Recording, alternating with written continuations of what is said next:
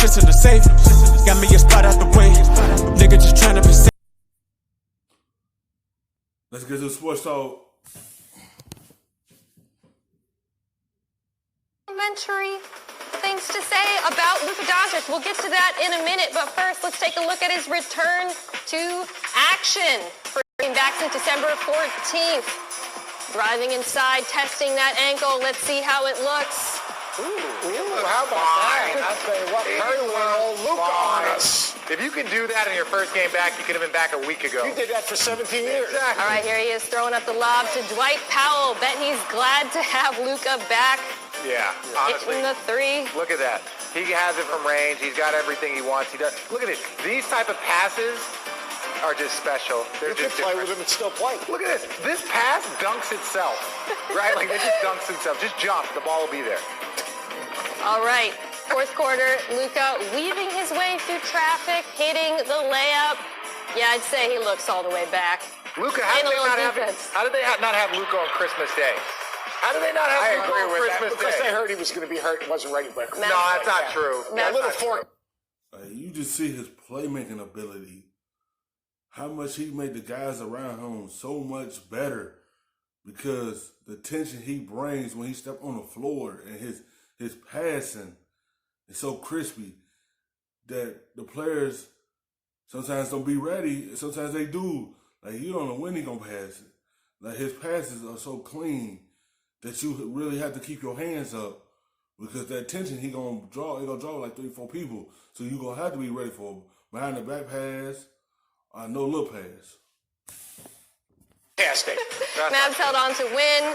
Luka got 24-10-8. And here is Gregg Popovich. I hate to say this, he's not Magic Johnson, but it's Magic Johnson-like in the sense that he sees the floor in the same way. He's got a real intuitive sense. And you can't teach that. Ooh, Seth, how about... He do. He got good court vision for his age. Like his vision is so nice. Like how he see the floor and control the tempo at the same time. Magic Johnson or Magic Johnson-like? I call him Magic-esque is what I call him. Okay. Look, he's got the size, he's got the strength, he's got the feel. The dude is 20 years old. Right. He should be right now a junior in college, and yet he's dropping dimes, and he's a winning player, more importantly. He makes the game easier for everyone else. Like, Richard, if you could play with a point guard that just delivered you the ball on time, on target, and you could just stick in the corner, hands up, be ready to shoot the ball, you'd still be playing. That's how I got into the NBA. Exactly. I'm with Jason Kidd. Exactly. And right here, look what he does. Eyes on the rim, draws a second defender, drops it over to Powell. You could tell the players are thrilled to be having him back in the lineup because what he's doing, like his passing, his playmaking, it make everything around them much easier. It's not have to force everything when they can have open shots.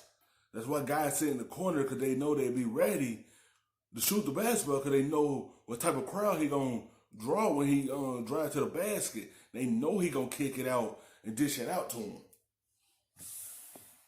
Oh, terrific. Can go straight line drive, a little Euro pass, and then you got Dorian Finney-Smith. Played for me, by the way, at Virginia Tech. Spots up, knocks down to three. How about his ability, a little Magic-esque right there, dropping it behind the back, but looking off the defender. And to me, this is what makes him so tough because he has size, he has strength, he can play through contact, and this is where I give him a little bit of Bird. I love this little shot fake, except Bird would talk trash right there as the guy flew by. His ability to show the ball, the defender go, and all of a sudden knock down that three. Think about this offense. This is the most efficient offense since post-ABA era. Think about this.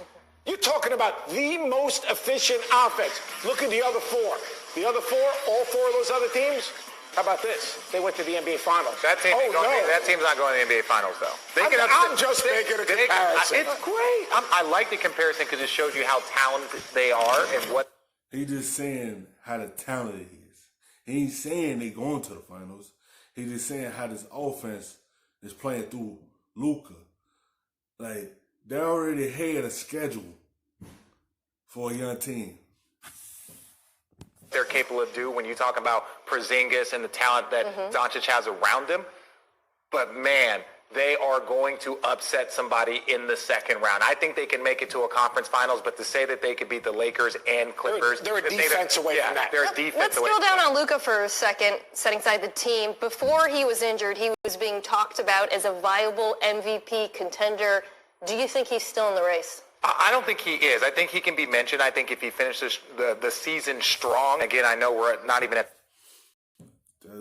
I would say in my videos, the injuries kind of slow your momentum down a little bit because he was on pace in the MVP race till that injury happened. But it's glad to see him back, and it's still the same. It's still the same. He still had to get back in form because that kind of slowed his momentum down as well because he had an off night, but his playmaking ability make up for it.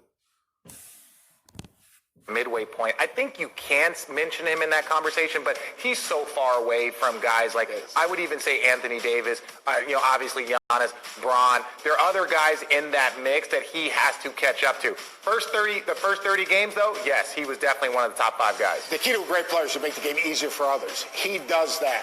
I think he's a year or two away from being an MVP. He will always be in the discussion because how easy he makes the game. He made the game easy for his teammates around him. Like how he could create and get guys open. People would love to go play with Luka because what he could do for your game. And then he had a big jump for this season. He averaged 20 last year. This year he averaging 29 points. So he made a big major jump in his second year.